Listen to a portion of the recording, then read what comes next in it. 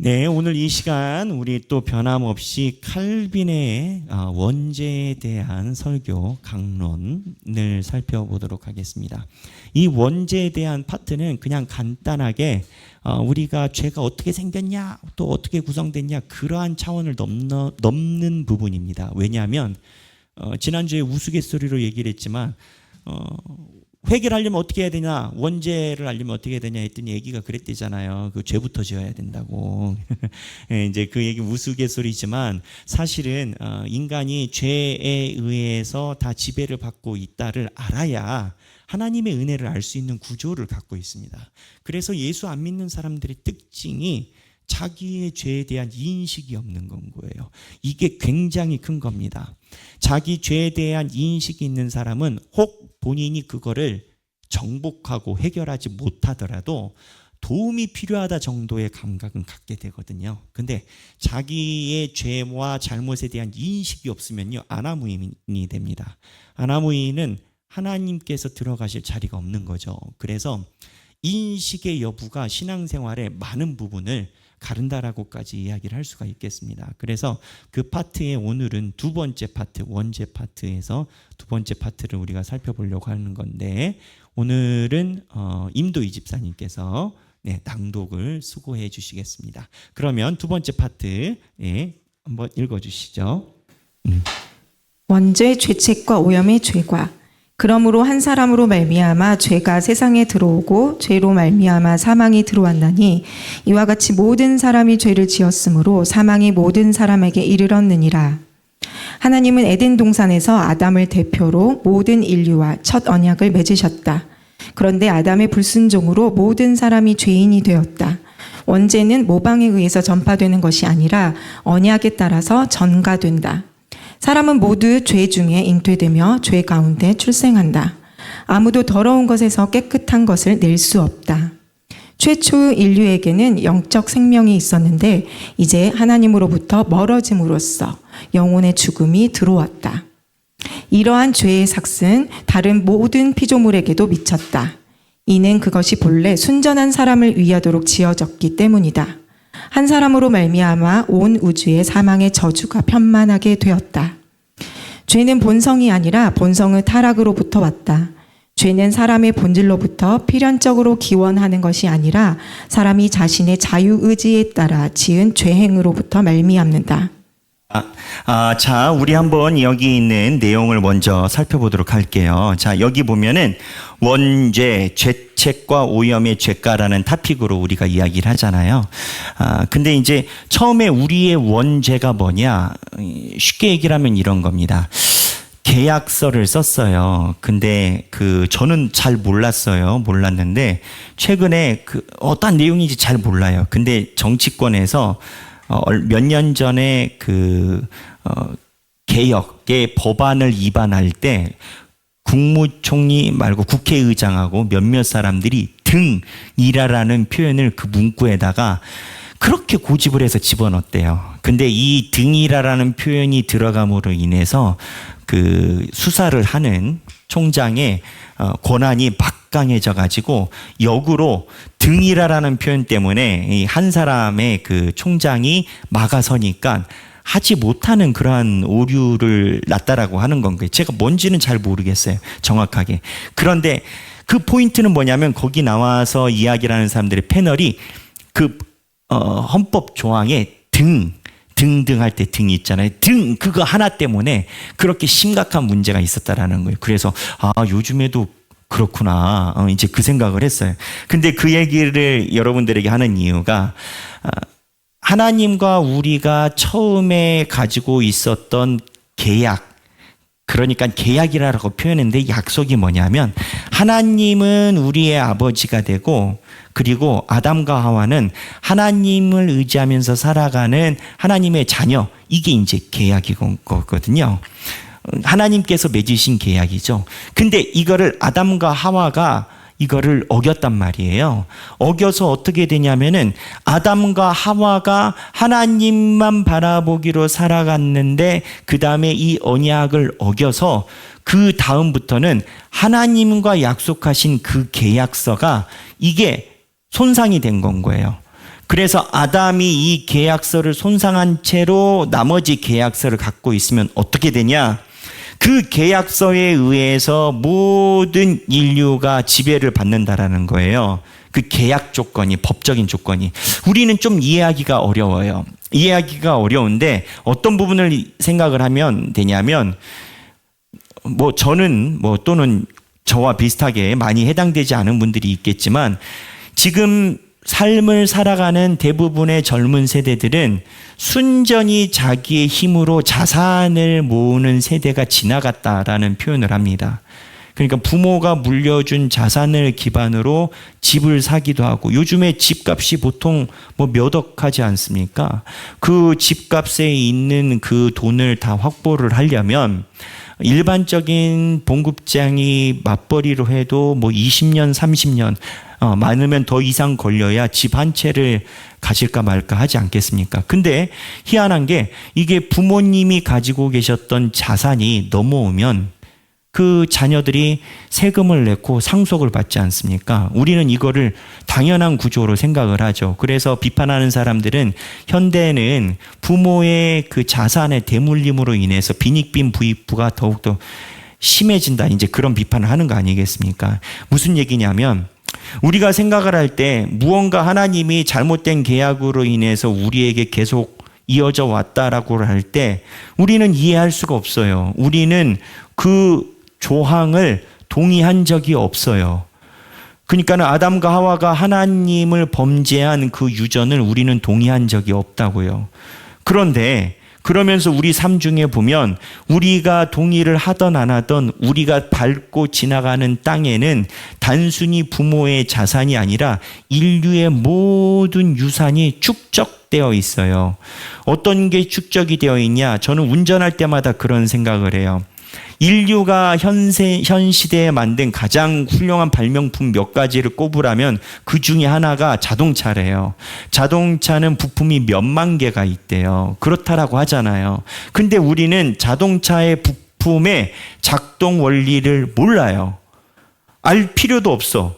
근데 이 자동차의 원리는 어느 누군가의 기술력으로 인해서 해놓은 걸 우리가 누리는 거 아니겠어요?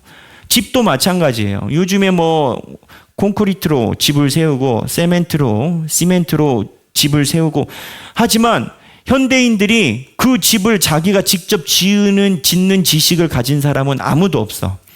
분야 전문가라고 하지만 제가 하고 싶은 말은, 인류는 인류의 성격상 전 세대가 이루어 놓은 업적과 그리고 잘못된 폐업을 그대로 계승한 그러한 인종이에요. 인간은 동물은 달라. 동물은 축적된 자산과 문화와 재산과 부가 없어요. 문화가 없고. 그렇기 때문에 동물은 새로 아기가 태어나면 그 아이도 부모가 맨 땅에서 살아가듯이 동물들은 광야에서 똑같이 그 자녀들도, 그 새끼들도 그렇게 살아가. 근데 희한하게 인간만 안 그래요. 희한하게 인간이 누리고 있는 모든 것, 여러분 스마트폰, 태블릿 다 사용하지만 여러분 만들 수 있습니까? 하나도 못 만들어요. 근데 우리가 누리고 있는 것 중에 90% 이상은 내가 그 작동 원리를 모르는 걸 누리고 있어요. 이게 무엇을 이야기를 하냐면, 인간은 전 세대로부터 가지고 온 모든 것을 자연적으로 계승해서 누리고 가는 세대란 말이에요.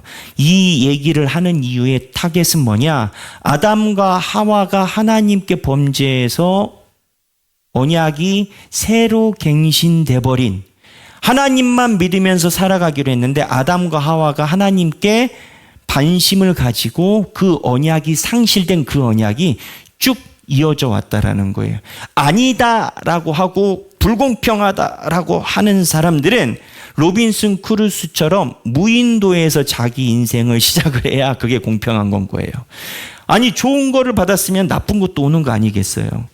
예? 인간이 옷을 입었으면, 여러분 옷 만들 수 있어요? 저는 옷 못 만들어요. 우리가 입는 옷도 누군가의 기술력과 누군가의 축적된 걸로 이렇게 온 건 거잖아요. 아니, 좋은 거는 당연하게 누린다고 생각하면서 잘못된 건 아니다. 그렇기 때문에 이 각도로 지금 칼빈은 인간의 원죄를 설명하는 건 거예요. 이거는 무슨 얘기냐? 태어날 때부터 인간이 그 구조 안에 매여 있다라는 거예요. 태어날 때부터 인간이 그 구조에 매여 있는 게, 인간이 태어나자마자 사회생활에 의해서 문화적인 득을 얻는단 말이에요. 지금 아이들은 어떻게 됐냐? 태어나면 바로 산부인과에서 모든 이유식과 백신을 다 맞춰줘요. 이거 왜 그러겠어요? 이거는 인간 사회에서 약속되는 전승되는 건 거예요. 누릴 거는 다 누리잖아요. 아이들에게 기저귀 하지, 기저귀 채워주지. 기저귀는 요즘에는 또 회사별로 다 다르거든요. 좋은 거를 다르고. 그런데 그것처럼 우리가 인식을 하지 못하지만 인간 사이에 자연적으로 계승되었던 파괴된 게 있는데, 그게 바로 아담과 하와가 상실시켜버린 거예요. 근데 여기서 우리가 제자 교육을 하면서 한번 언급했지만 중요한 사실이 있어요. 이 상실에서 소실된 게 두 가지가 있는데, 그 중에 하나는 부분적으로 전승이 됐어요. 그게 뭐냐면 선악과예요. 선악과는 선악을 분별하는 판단력이에요. 이거는 우리가 먹었단 말이에요. 하나님이 원하시지 않는 상황에서 먹어서 범죄를 했고, 그 판단력이 하나님과 비슷하게 우리 안에 어느 정도 유전된 건 거예요. 이거는 오케이. 많이 설명했으니까. 근데 두 번째 것이 신기해요. 두 번째 것은 아담과 하와가 먹지를 못했어요. 그리고 아담과 하와가 놔뒀으면 먹었을 것으로 신학자들은 추정을 해요. 왜냐하면 나중에 이 문제가 나오거든. 그게 어떤 나무일까요? 생명나무. 창세기 2장 9절에 보면 선악을 알게 하는 나무와 생명나무 두 개가 있어요. 근데 하나님께서 창세기 2장 9절에 선악을 알게 하는 나무와 생명나무 두 개 중에 선악과를 먹고 난 후에 빠른 대처를 하세요. 자, 2장 9절 한번 볼까요? 창세기 2장 9절 제가 한번 찾아서 읽어볼게요. 여호와 하나님이 그 땅에서 보기에 아름답고 먹기에 좋은 나무가 나게 하시니 동산 가운데에는 생명나무와 선악을 알게 하는 나무도 있더라. 뭐와 뭐? 생명나무와 선악을 알게 하는 나무. 생명나무와 선악을 알게 하는 나무가 있어요. 그래서 이 뱀이 하와를 설득해서, 하와를 꼬셔서 생명나무와 선악을 아는 나무를 중에 선악을 아는 나무를 먹었는데, 창세기 3장 상반부에 인간이 선악과를 따먹고 3장 22절에 창세기 3장 22절에 있으신 분은 같이 읽을게요. 3장 22절, 창세기 3장 22절. 여호와 하나님이 이르시되 보라, 이 사람이 선악을 아는 일에 우리 중 하나같이 되었으니 그가 그의 손을 들어 생명나무 열매도 따먹고 영생할까 하노라 라고 하시고 라고 했어요. 생명나무 열매를 따먹을까 봐 하신 건 거예요. 여기서 우리가 이제 간단한 질문으로 영생이 좋은 건데 왜 못 먹게 하시냐 한데, 죄된 상태에서의 영생은 영벌인 거예요. 그래서 하나님이 이 순간에 영생의 생명나무를 먹지 못하게 하심은 범죄한 상태에서 인간이 영생의 생명나무를 먹게 되면 그 뒷감당은 인간이 할 수 없는 건 거죠. 그래서 이 각도에서 요한계시록 각도에서 원죄가 뭐냐라고 이야기를 하면 하나님께 반심하여 선악과를 따먹은 것이기도 하지만, 하나님께서 이러한 상황을 지키기 위해서 생명나무는 못 먹게 걷어냈는데, 그럼에도 불구하고 선악과를 따먹었던 것은, 그거는 그 다음에 인간들 사이에 지속적으로 왔다라는 거예요. 그러면 쉽게 얘기해서 이 원죄가 뭐냐? 판단력이에요. 판단력. 제가 이 부분은 설교 때 엄청나게 강조를 했어요. 인간은 다 자기가 소견에 오른 대로 판단해요. 아무리 성경 말씀에 있고 주변에 있는 사람들이 다 이야기를 해도요, 인간은 자기가 생각하는 대로 판단을 해. 근데 이게 양날의 검이에요. 하나님 앞에 하나님과 닮은 형상으로 하나님의 자녀를 증명하는 길도 있지만 자기 소견에 오른 대로 말을 무지하게 안 들어요. 그러면 어떻게 되냐면 하나님의 형상대로가 아니라 선악과를 따먹은 죄의 판단, 하나님과의 떨어짐을 가져가는 거예요. 그래서 이 계약에 대한 파기, 처음에 아담과 하와가 가졌던 계약을 파기하고 유전된 게 뭐냐? 두 가지예요. 언약에 대해서 법적으로 파기해서 유전돼가지고 제가 재산이 물려지다시피 이렇게 쭉 오는 계약의 법이 있고, 두 번째는 판단력을 가지고 그때그때 발생하는 것. 이 두 가지 부분이 있어요. 그래서 그거에 대해서 칼빈이 하나하나 설명을 하거든요.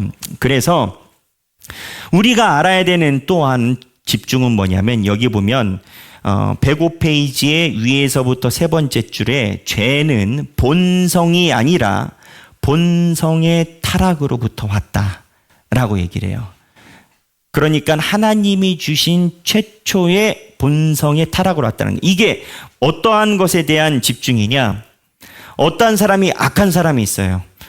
근데 그 사람을 볼 때마다 하나님이 왜 저 사람을 만들었을까? 히틀러 같은 사람. 그리고 하나님이 왜 죄를 이 땅에 이렇게 많게 하셨을까? 우리는 생각할 수 있어요. 근데 성경은 뭐라고 얘기를 하냐면, 하나님이 잘못한 게 아니라 하나님이 만든 인간과 세계는 온전한데 타락으로 왔다라는 거예요. 음식이 있어요. 음식을 김밥 같은 거 있잖아요. 김밥 같은 건 여름에는 금방 쉬잖아요. 제가 볼 때는 여름에 가장 약한 음식이 김밥 같아. 아침에 가져와도 한 2-3시간 만에 까딱하면 쉬어버리잖아요. 김밥은. 왜 그런가 했더니 김밥은 손으로 이렇게 만지기도 하고 손에 묻어서 금방 쉰다라고 하더라고요. 저보다 이제 가정주부분들이 더 많이 아시지 않겠습니까? 그런데 김밥이 쉬었다라고 해서 김밥을 문제시하는 사람이 누가 있겠어요? 김밥은 원래 맛있는 건데 관리 잘못해서 쉰 거지, 쉬었다고 김밥이 잘못된 건 아니잖아요. 김밥은 맛있는 음식이잖아요. 그러니까는 죄에 대한 구조도 칼빈은 그렇게 얘기를 하는 거예요. 죄에 대한 나쁜 것들, 어떤 사람 말을 엄청나게 안 들어. 시드기야 같은 사람들, 왜 하나님이 저런 사람을 만들었나 싶어. 그런데 하나님의 대답은 뭐냐? 나는 시드기야 잘 만들었다. 근데 지가 유통기한에 어긋나가지고 지가 상하고 상하는 것에 더 다름쥐박질했지. 나는 처음에 너는 목사고, 너는 불신자고, 너는 천국 갈래, 너는 지옥 갈래. 나는 이렇게 가지 않았다. 니들이 타락해서 그런 거지. 예수를 믿다가 고집을 엄청나게 부려가지고 선지자를 아무리 보내도 말을 들어먹지를 않아. 누가? 이스라엘 백성들이. 그렇게 선지자를 막 보내도, 예레미야에도 나오잖아요. 예로부터 내가 수없이 너희들에게 선지자를 보냈으나, 그 성경 읽을 때마다 계속 나오잖아요. 너희들이 말을 듣지 않았다고. 그러면은 말을 안 들은 사람이 잘못이에요? 그렇게 만든 사람이 잘못이에요? 말을 안 들은 사람이 잘못이지. 그래서 하나님이 잘못 만든 게 아니라 죄는 본성의 타락으로 왔다, 그런 견지를 하죠. 그래서 그 다음에 아까 어디까지 읽으셨죠? 여기까지 읽었죠? 죄의 본성이 아니라. 거기 읽을 차례인가요? 네. 네네. 그럼 그 다음부터 읽어보면서 설명하겠습니다. 그 다음 읽어주시죠. 죄는 사람의 본질적인 속성으로부터 자연히 초래된 것이 아니었다. 멸망의 원인은 하나님께 있지 않으며 우리의 죄에 있다. 사망의 형벌은 우리 육체의 죄과로부터 기인한다. 타락한 인류에게는 선천적인 사악함이 있으나 그것은 최초의 본성으로부터 온 것이 아니다. 하나님은 자신의 작품이 아니라 자신의 작품의 부패를 미워하신다. 원죄는 죄가로 인한 죄책과 오염을 포함한다. 죄가가 없으면 죄책도 없다. 원죄의 죄책은 사망의 형벌을 뜻한다. 그리고 원죄의 오염은 전적인 무능과 전적인 부패를 포함한다. 원죄의 정가는 인격적이며 전체적이다. 이로 말미암아 우리 자신 자체가 죄의 씨앗이 되며 그 모든 부분이 죄의 지배 가운데 놓이게 된다. 죄의 전념은 잉태와 동시에 일어난다. 하나님이 선하게 지으신 영혼의 즉시 죄책과 오염이 전가된다. 원죄의 전과는 자연적이므로 초자연적인 은혜 없이는 방면되지 않는가. 네, 자 여기 보세요. 용어가 막 뭐가 어려운 게 막 지나갔어. 그 다음에 전가라는 게 나오고, 자 정리. 원죄가 있어요. 두 번째는 죄책이란 단어가 있어요. 세 번째는 오염이란 단어가 있어요. 순서대로 얘기를 하면 원죄는 상태예요. 그냥 아담과 하와가 선악과를 따먹고 난 다음에 죄 짓기가 더 쉬운 상태예요. 생크림을 만들었다 봐요. 생크림을 뜨거운 햇볕 밑에 놓으면 당연히 얘는 쉬거나 녹아내릴 상태에 있잖아요. 이게 이제 원죄예요. 원죄는 상태예요. 근데 죄책은 뭐냐면 그 상태를 해결하지 못해서 나온 결과예요. 당연히 죄의 상태에 있으니까 죄를 해결하지 못한 결과로 악한 행동이 나오겠죠. 근데 이거는 어떻게 보면 불가항력적이에요. 햇볕 밑에다가 놓으면 자연스럽게 생크림이 녹아 들어가고 아이스크림이 녹듯이 이거는 불가항력적인 건 거예요. 불가항력이라는 건 어떻게 할 수가 없다고. 상태가 안 좋기 때문에 결과가 안 좋은 걸 상태가 해결 보지 못해요. 이거는 여기까지는 크게 자기의 책임 여부가 강하지 않을 수 있는데 오염이란 파트가 있어요. 이 오염은 뭐냐면 이 오염은 거기에서 한술 더 떠서 자기가 더 죄를 짓는 거예요. 그러니까는 아담과 하와의 본성이 있어서 우리는 죄와 하나님을 떠나는 것에 쉽게 빠져들 수 있는 상태가 있어요. 그리고 그로 인한 결과도 나오기는 해. 누가 예수를 믿으라고 하지 않으면 알아서 예수를 믿을 사람은 드물어요. 주변에 누군가가 예수를 말해줬기 때문에 생각을 하는 거지, 예수를 몰랐는데 본인이 도 닦아가지고 하는 거는 어려워요. 그런데 그것처럼 무언가 알려주지 않으면 돌아올 수 없는 그런 상태의 결과로 잘못된 건데, 여기서 하나 더 나가면 그 다음부터는 이제 얼굴이 철면피가 돼서 자기가 예수를 안 믿는 것에 대해 타당성을 이야기를 해. 나는 내 주먹을 믿지 예수 안 믿는다. 그 자기 나름대로의 논리가 있어요. 근데 희한한 건요, 그 상태가 이 오염 상태라고 이야기를 하는 게, 본인이 말하는 게 그 논리 구조가 깨져도요 예수 안 믿어요. 그 논리를 설득하고 해도 예수를 안 믿어요. 그러니까는 고집인 건 거지. 성경에서는 이 고집을 좋은 표현으로 럭셔리하게 해줬죠. 완고함. 이게 이제 우리 전라도 말로 얘기를 하면 징하게 말 안 듣는다고, 이제 징하게 완고함, 이 젠틀하게. 그래서 원죄, 죄책, 오염 상태가 이 3단계적인 그 과정이 있음 얘기를 해요. 자, 그다음에 근데 그래서 여기 방금 읽은 것 중에 원죄의 전과는 자연적이므로 초자연적인 은혜 없이는 방면되지 않는다.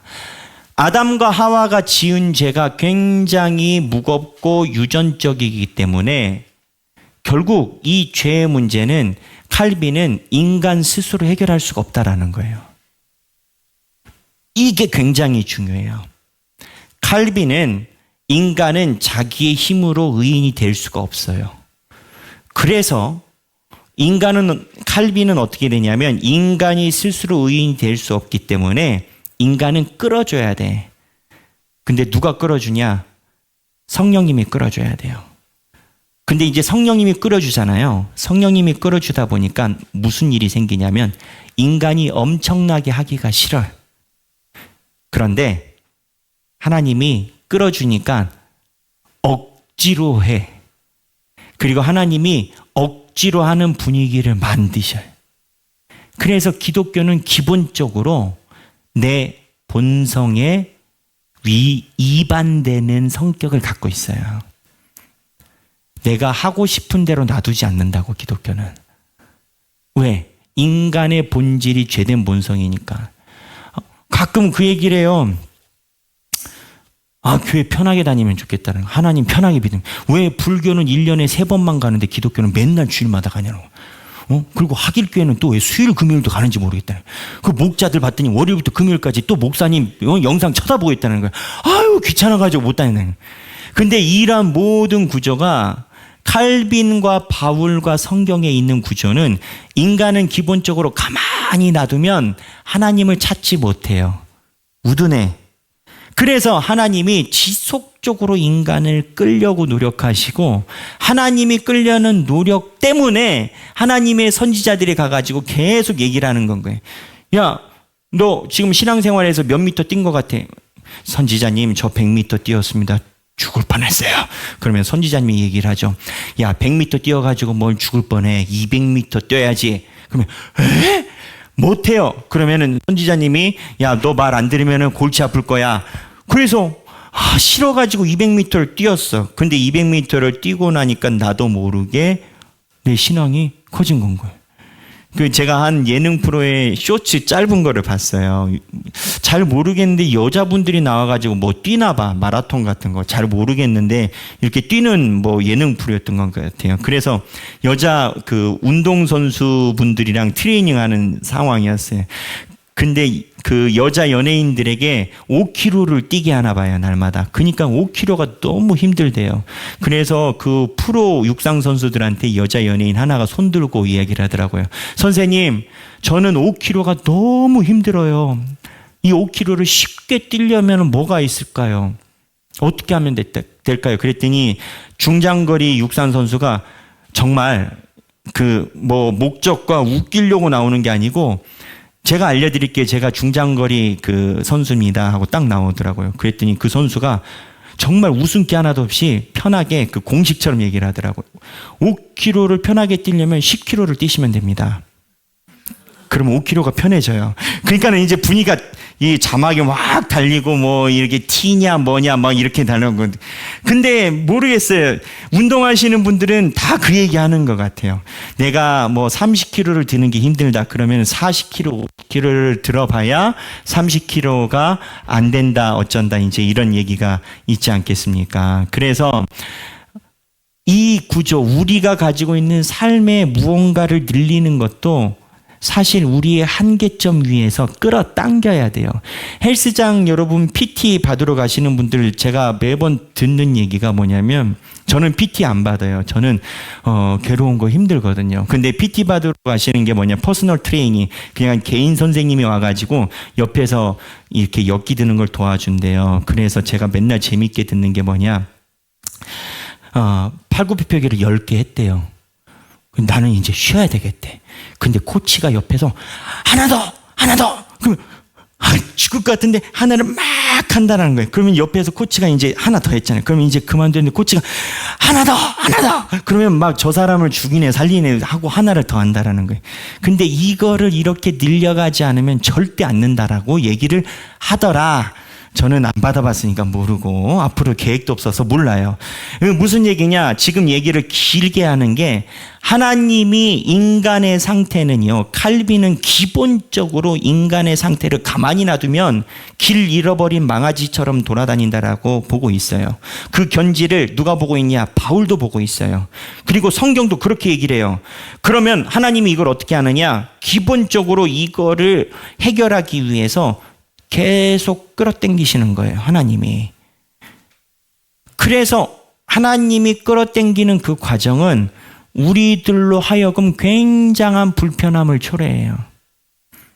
근데 그 불편함에 동행하게 되면 나는 모르나 푸시업을 20개 했을 때 10km를 뛰었을 때 나도 모르게 5km가 금방 가더라. 이게 성경에서 가지고 있는 기본 구조예요. 그래서 내가 교회 신앙생활 하는데 자극이 없고 무언가에 대한 이게 없는 교회가 괜찮은 교회인가? 하나님의 말씀에 으쌰으쌰 하자는 교회가 괜찮은가? 뭐 생각할 것도 없어요. 칼빈의 견지에는 그래요. 자, 그 다음에 읽어보도록 하겠습니다. 육으로 난 것은 단지 육이므로 그리스도의 의로 인하여 거듭나지 않는다면 그 앞에는 생명의 문이 닫혀버리기 때문이다. 아담 안에서 죽은 사람이 다시 살 길은 오직 그리스도의 품밖에 없다. 죄책은 자연에서 오고 성결은 초자연적인 은총에서 온다. 자, 여기 제가 하나님이 끌어당긴다라고 비유한 이유의 중요 문구가 초자연적인 은총이에요. 아까 읽었도 제가 길게 설명한 게 원죄의 전가는 전해진다라는 거예요. 죄가 유전되고 그냥 게으르고 하나님 안 믿으려는 성격이 유전된다라는 거예요. 원죄의 전가는 자연적이므로 초자연적인 은혜 없이는 방면이 뭐예요? 구출, 방면되지 않는다. 그러니까 초자연적인 은총에서만 죄에 대한 우리의 기본 문제가 해결이 되는데, 이 초자연적인 은총의 단어에서 가지고 있는 단순한 키워드가 있어요. 똑같은 얘기예요. 초자연적인 은혜는 자연적이지 않아요. 가만히 있어서 내가 되는 게 아니다고요. 가만히 있어서 될 것 같으면 자연적이지. 근데 초가 붙는 이유는 내 힘으로 되지 않는 거기 때문인 건 거예요. 그래서 내 힘으로 되지 않는 것이 뭐냐? 하나님의 개입으로만 이게 가능해요. 여러분, 지금 여러분들이 성경을 보고 저는 기뻐요. 예레미야에 대해서 우리 교인들이 날마다 묵상하고 그 안에서 의미를 찾아가고 하나님의 음성을 들으려는 게 너무 기뻐요. 근데 그걸 봐야 돼요. 세상 재미없는 게 성경이에요. 말도 옛날 말이야. 근데 그거를 목사님이 잘라서 설명해 준다고, 그게 왜 재미있어요? 그냥 설명서가 잘 읽혀지는 거지. 무슨 얘기냐? 우리가 성경이나 이런 말씀에 묵상하고 달려갈 때 맛, 재미, 내가 깨달음, 때로는 양심의 가책, 때로는 용기, 때로는 희망을 얻게 되는 것은 이 성경에 대한 해석을 받는다고 따라오는 자연적인 게 아니라고요. 그러니까 그 부분, 성경에 대한 해석의 이해가 있고 난 다음에 내 삶에 대한 작용은 초자연적인 거예요. 여러분들이 가지고 있는 핸드폰 설명서, 삼성 핸드폰, 아이폰 핸드폰 매뉴얼을 쪼개가지고 누가 막 주의하듯이, 자, 버튼 설정에 들어가서 합니다. 이 메커니즘은 이렇게 생겼어요 하면, 아, 나는 몰랐구나. 한다고 은혜가 와요? 그런다고 은혜가 오지 않아요. 그냥 아는 거지 뭐. 그건 뭔 상관이에요. 핸드폰을 끌 때는 꼭 이렇게 끄시고 킬 때는 이렇게 끄셔야 됩니다. 이건 고장난 게 아니에요. 아, 난 고장난 줄 알았는데 고장난 게 아니었구나. 그냥 그러고 끝인 건 거예요. 근데 성경은 보고 나면 그 다음에 초자연적인 하나님의 개입이 있어요. 그러니까 역설적으로 얘기를 하면 신앙생활은 이러한 하나님의 초자연적인 개입과 하나님의 초자연적인 인도하심이 없으면 원죄에서 해방되지 못합니다. 그리고 이 과정이 우리가 가지고 있는 죄책을 하나님이 끌어내는 과정이에요. 하나님이 이 땅에서 우리를 왜 맨날 이렇게 당기냐? 여러 가지 측면에서 이야기를 할 수가 있고 다 사실이에요. 우리에게 상속자로서 이쪽 상속 훈련하는 것도 마찬가지지만 이 땅에서 살아갈 때 이 원죄 시스템 안에 놓여져 있는 사람을 하나님이 야금야금 끌어내는 방법이고, 이 방법은 자연적이지 않아요. 하기가 싫다고 그냥 책만 피면, 지금은 여러분 안 그러겠지만 예전에 성경 말씀에 대해 깊이를 모를 때는요, 모든 불면증의 해결사는 성경이었습니다. 5분이 걸리지 않아요. 눈을 떠보면 종이가 불어 있어요. 그런 시절이 있던 사람들이 있대요. 우리는 아니지만. 그러니까 하나님의 말씀에 대한 이러한 유입도는 내가 이해를 한다고 자연스럽게 오는 게 아니고 초자연적인 하나님의 개입이 있을 때만 이런 거고, 이 모든 여정은 하나님이 원죄인 우리 상태를 끌어내기 위함인 건 거예요. 그래서 이 과정에서 교회 신앙생활의 시스템을 살펴보는 지혜가 필요해요.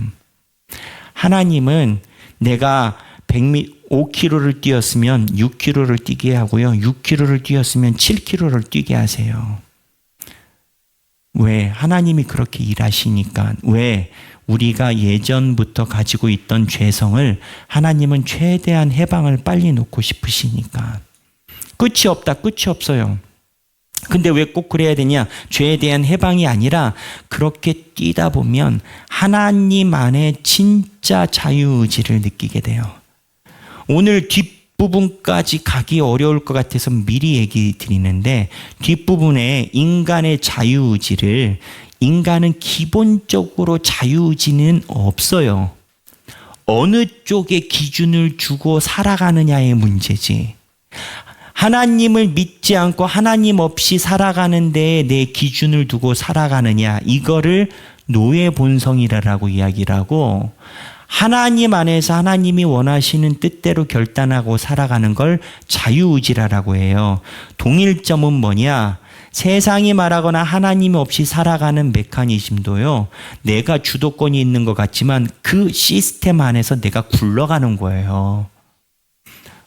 그 안에서 굴러가는 거예요. 본인이 뭐 이거 끝도 없이 이야기를 할 수가 있어요. 근데 하나님이 이야기를 하시는, 하나님이 끌어당기는 그 불편한, 맨날 말씀 보고 그 말씀으로 묵상해야 되는 그 불편함에 들어가잖아요. 그러면 이제 내가 자유가 없는 것 같은데, 하나님의 자유는 진정한 자유를 우리가 누릴 수 있도록 끌어가요. 노예의 본성도 끌려가요. 자유의지도 끌려가. 결과가 어디 있느냐에 따라서 달라지는 거예요. 그래서 내가 하나님 믿는 게 너무 귀찮고 교회에서 가지고 있는 성경복이나 예배드리는 이것이 나의 자유를 억압한다. 그러면 내가 자유한 게 아니라 다른 자유 안에 여러분이 있다라고 칼빈은 이야기를 하는 거예요. 인간은 절대 자기 스스로 우주 안에 천상천하 유아독존 할 수가 없어요. 자기가 가지고 있는 시스템 안에서 자기가 가져가는 겁니다. 교회 친구들을 다 멀리 하잖아요. 세상 친구들이 차게 돼요.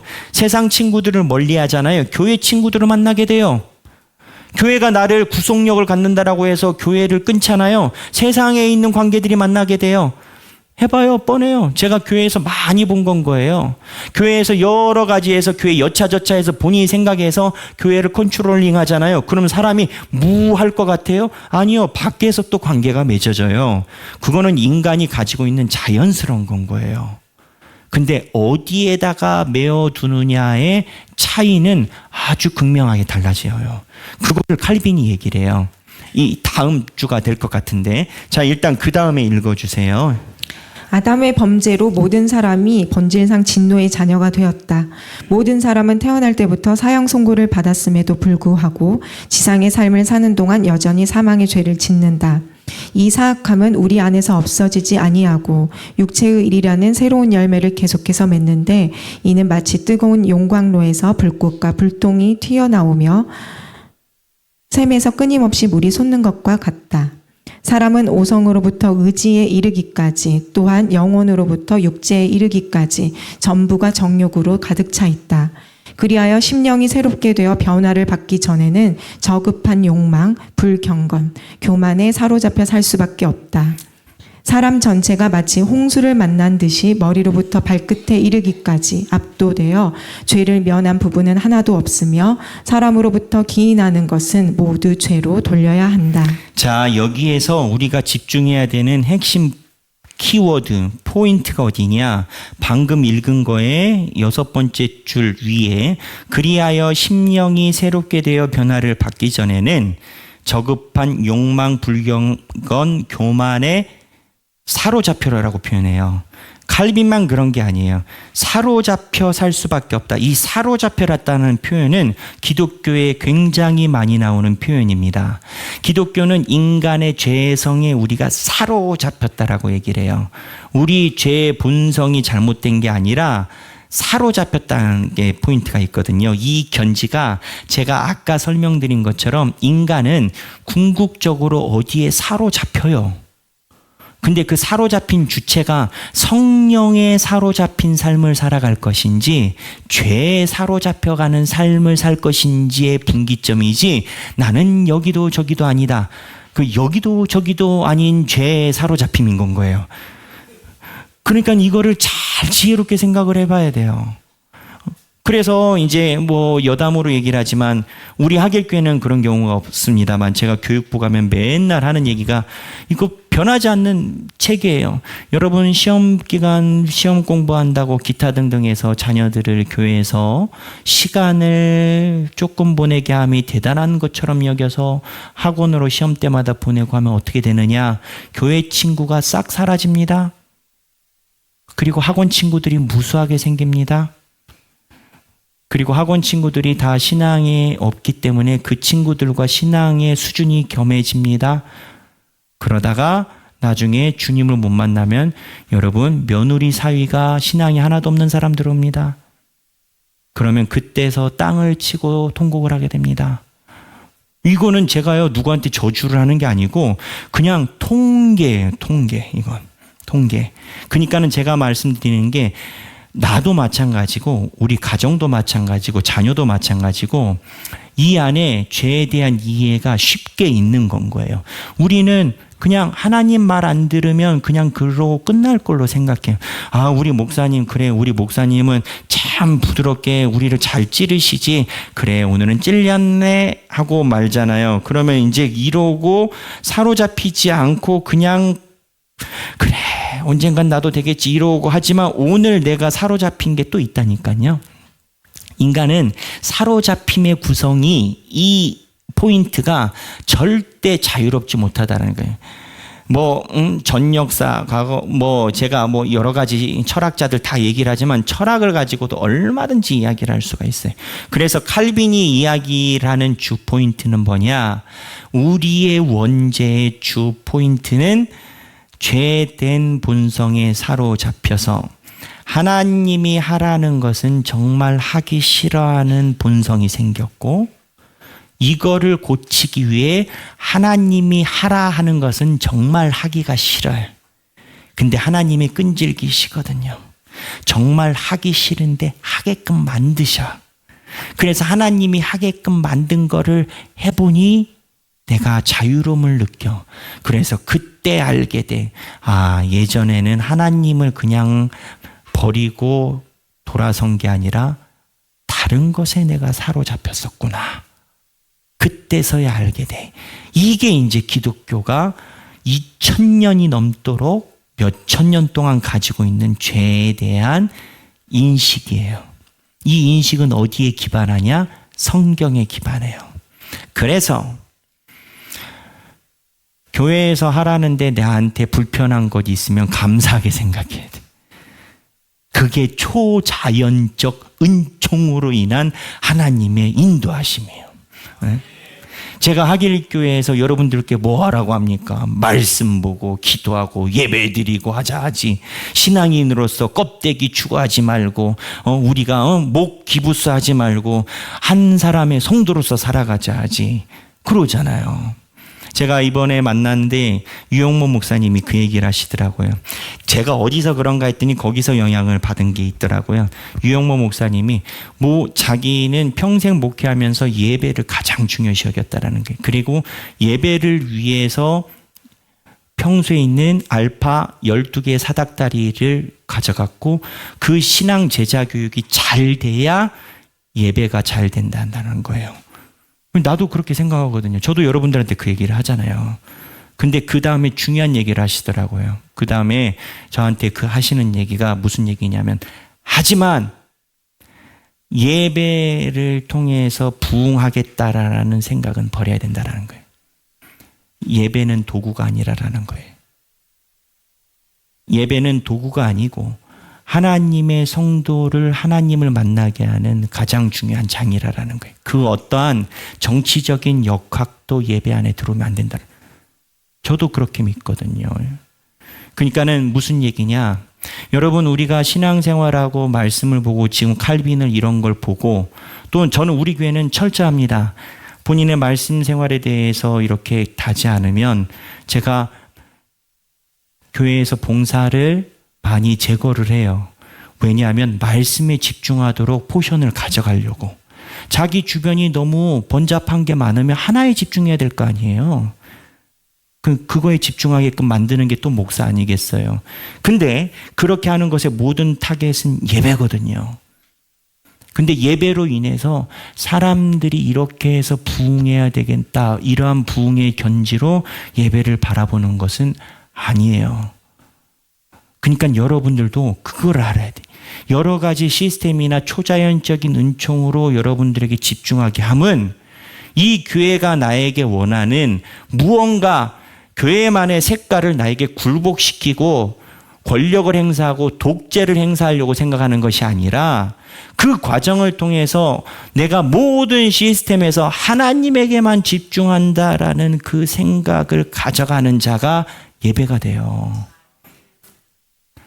그러지 않습니까? 행사하는 저와 교회도 이 모든 과정에 대해서 최종적인 게 하나님을 만나는 거여야 되겠고요. 이 교회는 나는 왜 이렇게 힘들게 하냐? 이거 뭐 시키게 만나. 그러면 하나님을 만나는 게 너무 어려워져요. 그럼 제가 반문하는 거예요. 그렇게 안 하면 도대체 어떻게 만나시는데요?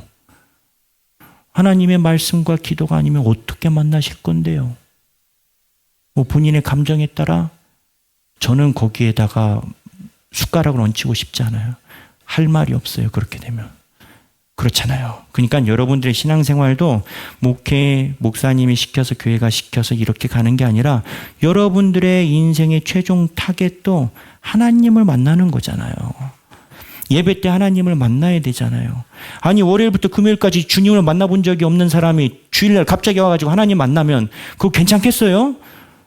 월요일부터 토요일까지 하나님을 만난 자가 주일날 와서 하나님을 만나는 거지. 월요일부터 토요일까지는 그냥 불불불 하고 그냥 성경 보도 싫고 막 목사님은 맨날 성경 보라고 하고 귀찮아 죽겠네 이러다가 주일날 왔는데 목사님 설교 하나도 들어가겠어요?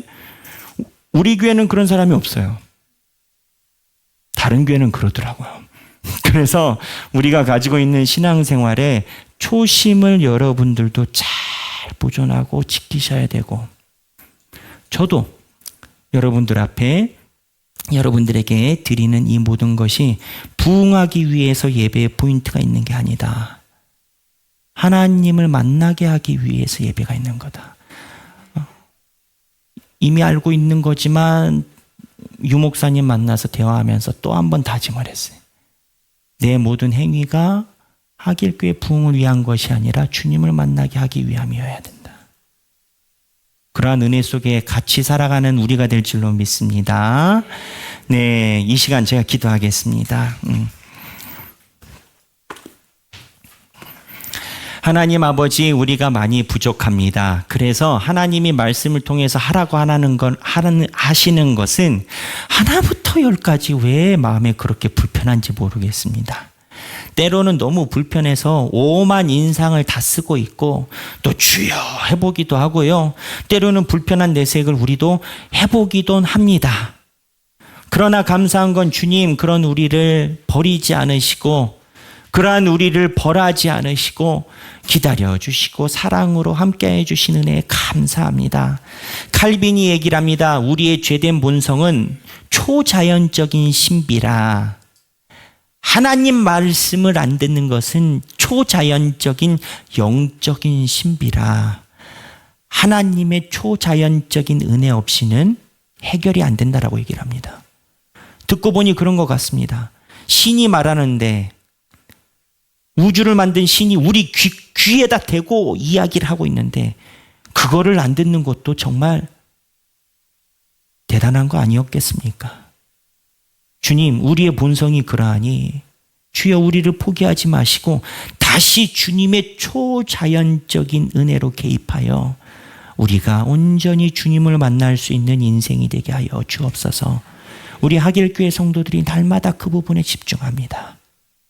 월요일부터 토요일까지 주님을 만나기 위해 말씀을 보는 거고요. 하나님을 만나는 그 가슴이 뜨거워서 예배를 사모합니다.